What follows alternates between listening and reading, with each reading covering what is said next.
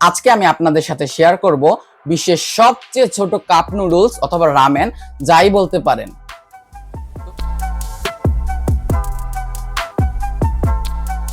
তো চলুন ভিডিওটি শুরু করা যাক। হ্যালো এভরিওয়ান, আসসালামু আলাইকুম। পাখির বাসা, আমার চুল নাকি পাখির বাসার মতন হয়ে গেছে। আমার আম্মু এই জন্য আমাকে প্রতিদিনই বকা দেয়। আচ্ছা বাদ দেন, আজকে আমি আপনাদের সাথে শেয়ার করব বিশ্বের সবচেয়ে ছোট কাপ নুডলস। তো বাট আনফরচুনেটলি এটা খাওয়া যাবে না, কিন্তু এটা দিয়ে আরেকটা কাজ করা যাবে, তো সেটাই শেয়ার করব। এটাকে দেখতে কিন্তু একদম অরিজিনালের মতো লাগে। আপনার লেখা বলেন, স্টিকার বলেন, সবকিছুই, বাটির যে সাইজটা মানে দেখতে যেমন আর কি আকার আকৃতিটা রয়েছে, সবটাই দেখতে একদম অরিজিনালের মতো লাগে।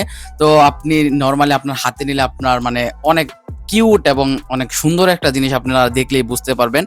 তো এত সুন্দর এবং কিউট একটা জিনিস, বাট আনফরচুনেটলি এটা খাওয়া যাবে না, এটাই একটা কষ্টের ব্যাপার। তো আসলে আপনাদেরকে মূল কথাটা বলি, এটা জানেন কি, এটা হচ্ছে আপনার একটা ইরেজার, রাবার। হ্যাঁ, একটু আপনারা হয়তোবা অবাকও হয়েছেন, আবার অনেকে জানেনও, অনেকে দেখেছেনও। তো আমি ফার্স্টে এটা দেখে একটু অবাকই হয়েছিলাম যে মানে ইরেজারের অনেক রকমের সাইজ রয়েছে, কিন্তু এরকম সাইজ আমি প্রথমবার দেখছি।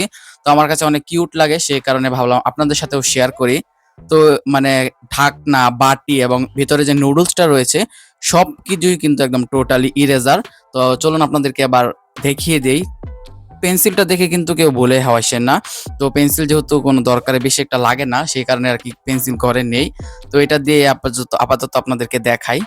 তো এটা কিন্তু আমি কোনো অনলাইন থেকে নেই নাই, আমি নর্মাল একটি দোকান থেকে নিয়েছি।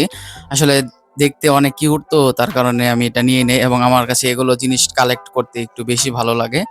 তো আপনারা দেখতে পেলেন বাটিটাও কিন্তু ইরেজার, এবং ভিতরে যে নুডলসটা রয়েছে সেটাও ইরেজার, এবং যে ঢাকনাটা রয়েছে সেটাও ইরেজার, সুন্দরভাবে মুছে যাচ্ছে।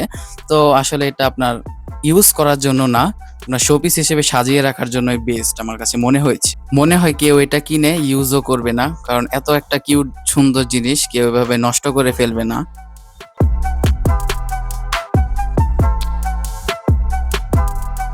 তো আজকের ভিডিওটি এখানে শেষ করতেছি, দেখা যাবে আসল রামেনের ভিডিও নিয়ে। ততক্ষণ পর্যন্ত সবাই ভালো থাকবেন, সুস্থ থাকবেন, আল্লাহ হাফেজ।